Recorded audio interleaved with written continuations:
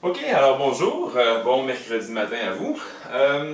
Pour aujourd'hui, on est dans la continuité donc de la crise d'octobre. On va entrer un peu plus dans les détails, à savoir qu'est-ce qui s'est passé exactement, la séquence des événements, les différences de point de vue également sur comment ça s'est déroulé. Et je vais vous parler aussi de la loi sur les mesures de guerre et ses conséquences en fait.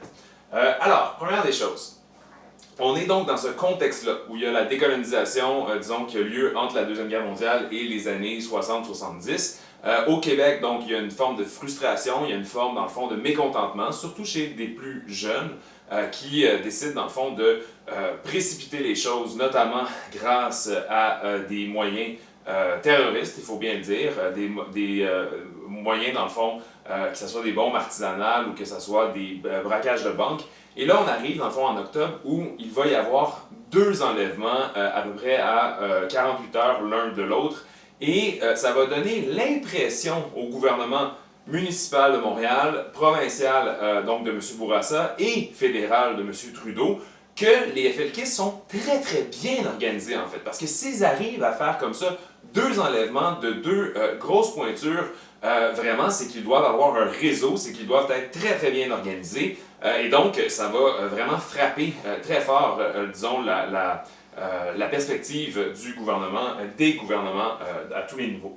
Alors, dans un premier temps, James Richard Cross va être enlevé. C'est un diplomate britannique qui est dans le fond un ambassadeur au Canada.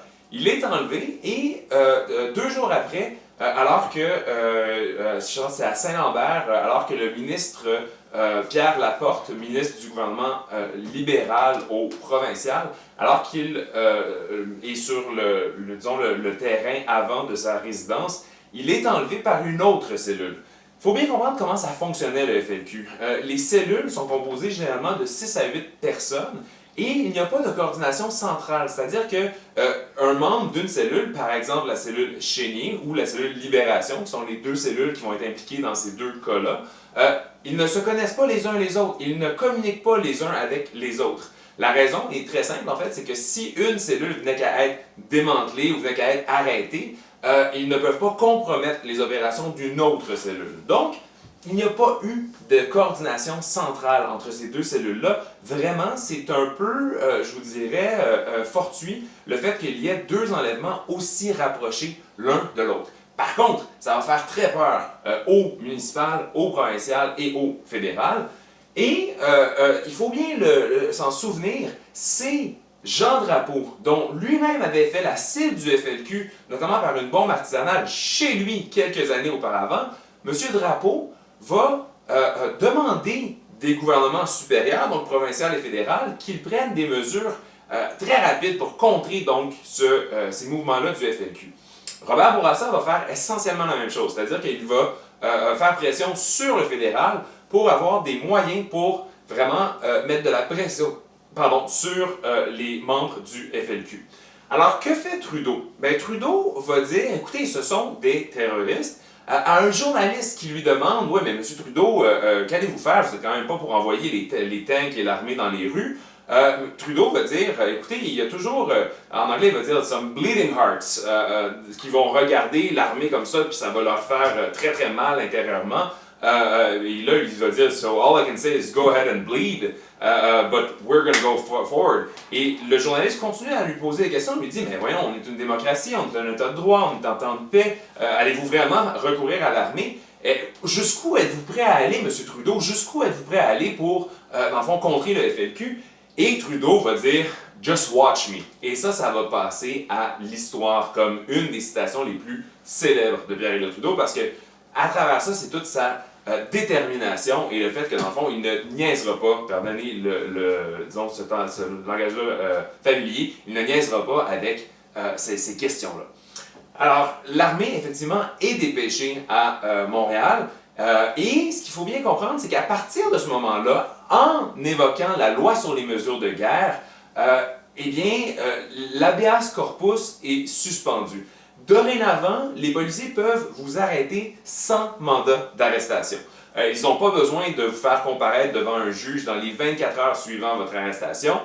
ils n'ont pas, dans le fond, à composer avec les droits et libertés, dans le fond, des Canadiens.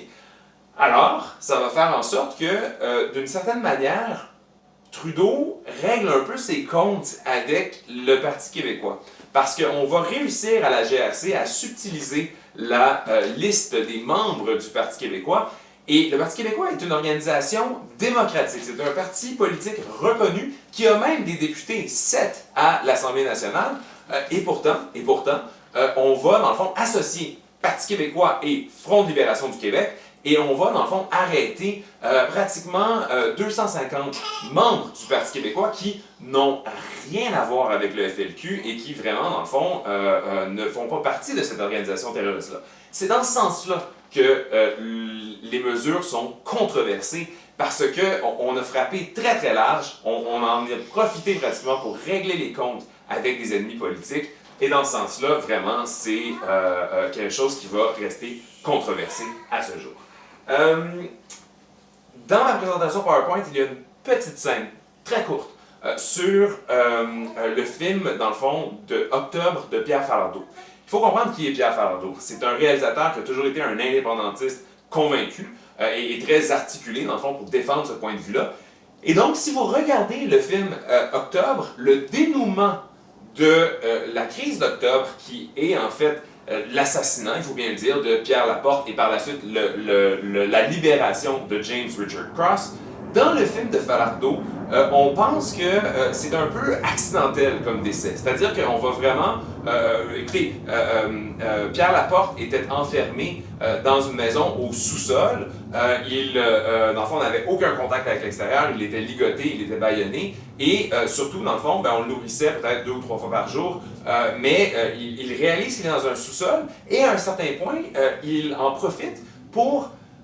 défaire ses liens. Il a réussi, dans le fond, à échapper à ceux qui le gardaient prisonnier, à leur vigilance, et il va briser la fenêtre de ce sous-sol-là, et en essayant de passer par le châssis de la fenêtre, il va, dans le fond, s'ouvrir carrément des plaies ouvertes, là, il va avoir une hémorragie importante, et à ce moment-là, les jeunes du FLQ vont un peu paniquer. Si on l'amène à l'hôpital, c'est sûr qu'on se dénonce soi-même. À ce moment-là, ils vont être emprisonnés.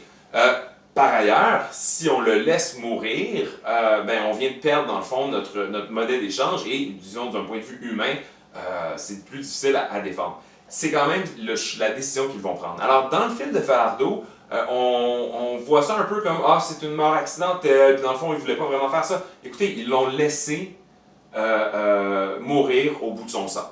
C'est très clairement, dans mon esprit du moins, un meurtre, là. Il faut bien se le dire, d'accord? Donc, ce qu'ils vont faire, c'est qu'une fois que Pierre Laporte va décéder, ils vont le mettre dans le coffre d'une voiture, laisser ça dans un stationnement à l'aéroport d'Orval, qui ne s'appelle pas encore Pierre Trudeau à l'époque, et ce qu'ils vont faire essentiellement, c'est dire à la police, communiquer anonymement, voici Pierre Laporte est là dans une voiture. Et à partir de ce moment-là, ça il faut bien le saisir, les Québécois vont être infiniment choqués par ce qui s'est produit. C'était un père de famille, c'était un ministre, c'était quelqu'un, dans le fond, qui était un politicien bien en vue. Et le fait qu'il meure comme ça par les actions du FLQ, toute forme de sympathie pour le FLQ va disparaître instantanément. Et les membres de l'autre cellule vont le comprendre très vite. Et c'est la raison pour laquelle ils vont relâcher également James Richard Cross. Écoutez, je vous ai parlé un peu de l'association entre le FLQ et le PQ.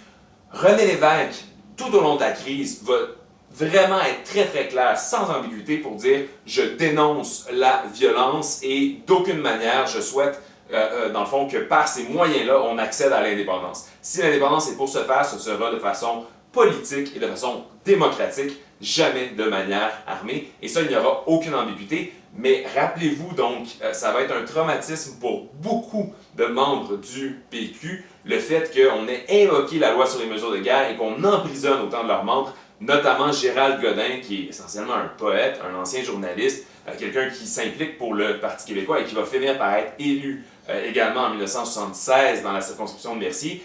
il est emprisonné pendant 2 semaines alors que jamais il n'a été de proche ou de loin associé au FLQ.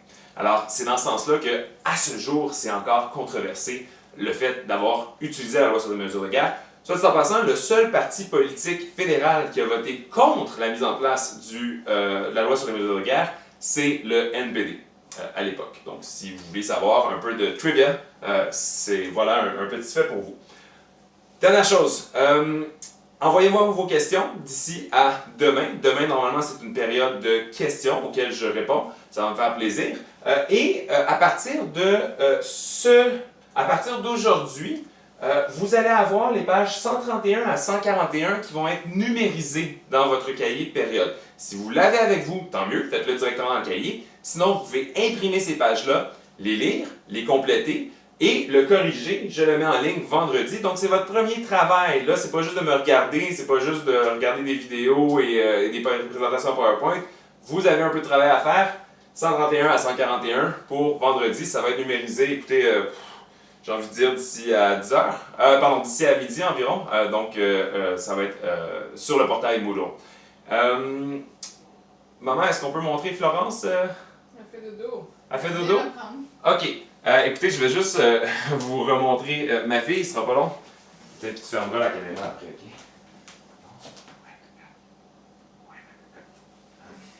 C'est beau, jetez. Oh, elle fait un beau dodo. Ok. Alors, vous pouvez la voir un petit peu plus? Est-ce qu'on la voit bien? Ouais, penche-la vers nous. Oui! Alors, je vous présente Florence. Et elle vous dit allô. Puis merci de continuer à prendre des mesures, de rester chez vous, de prendre toutes les précautions parce que quand on dit que vous protégez les autres, nous, c'est ce qu'on a de plus précieux, notre petite famille, et c'est entre autres pour tout le monde, dans le fond, que vous faites ça. Et on vous en remercie. Ça marche? Salut, à demain. Ciao.